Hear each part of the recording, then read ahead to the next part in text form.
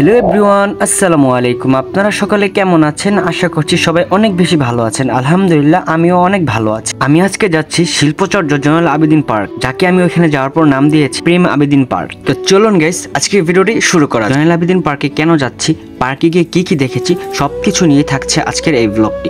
তো আশা করছি আজকের ব্লগটি আপনাদের কাছে ভালোই লাগবে। তো চলুন ব্লগটি শুরু করা যাক। ময়মনসিংহ শহরের বুক চিরে বয়ে চলা ব্রহ্মপুত্র নদীর তীরে সবুজ প্রকৃতি পরিবেশে মুগ্ধতায় কিছুটা সময় কাটানোর জন্য ময়মনসিংহ সার্কিট হাউস সংলগ্ন শিল্পচর্য জয়নুল আবেদিন মিউজিয়াম এলাকার বাদ দিয়ে একটি পার্ক নির্মাণ করা হয়েছে। আর এই পার্কটি শিল্পচর্য জয়নুল আবেদিন পার্ক অথবা শিল্পচর্য জয়নাল উদ্যান নামে পরিচিত। জয়নুল উদ্যান বা জয়নুল আবেদিন পার্কে কি আছে? দৃষ্টিনন্দন ফোড়া, দোলনা, ট্রেন, ম্যাজিক নৌকা, চিড়িয়াখানা, বৈশাখী মঞ্চ, ঘোড়ার গাড়ি, চরকি, জেলা প্রশাসকের বাড়ি এবং বেশ কিছু খাবারের দোকান।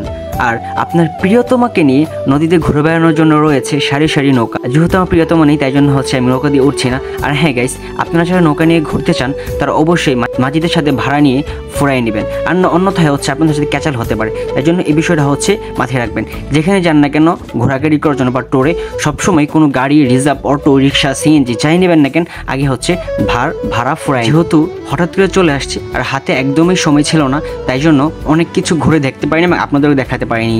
এর মধ্যে অন্যতম জয়নুল আবেদিনের চিত্রকর্মগুলো যেখানে সংরক্ষিত রয়েছে সাহেব কোটওয়ার নলিনীরঞ্জন সরকারের বাড়িতে। এই জায়গাটা একদমই ভুলে গিয়েছিলাম, মাথায় ছিল না।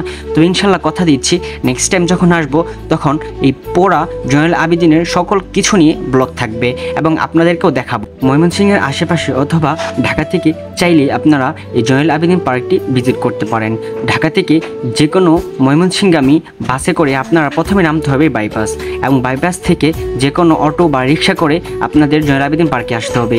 তার জন্য আপনাদের ভাড়া পড়বে 50 থেকে 60 টাকার মতো। জয়নুল আবেদিন পার্ক দেখার জন্য দেশ এবং বিদেশ থেকে অনেক পর্যটক এসে থাকেন। সুন্দর প্রকৃতি দেখতে দেখতে আজকের ব্লগটি আমাকে এখানে শেষ করতে হবে। তো আজকের ব্লগটি আপনাদের কাছে কেমন লেগেছে সেটা কমেন্ট করে জানাবেন। আর যদি চ্যানেল থেকে দেখে থাকেন তাহলে চ্যানেলটি সাবস্ক্রাইব করে পাশে থেকে বেল বাটনে ক্লিক করে রাখবেন। আর পেজ থেকে দেখে থাকলে পেজটিকে ফলো দিবেন। তো দেখা হচ্ছে পরবর্তী ব্লগে। ভালো থাকবেন, টাটা, আল্লাহ হাফেজ।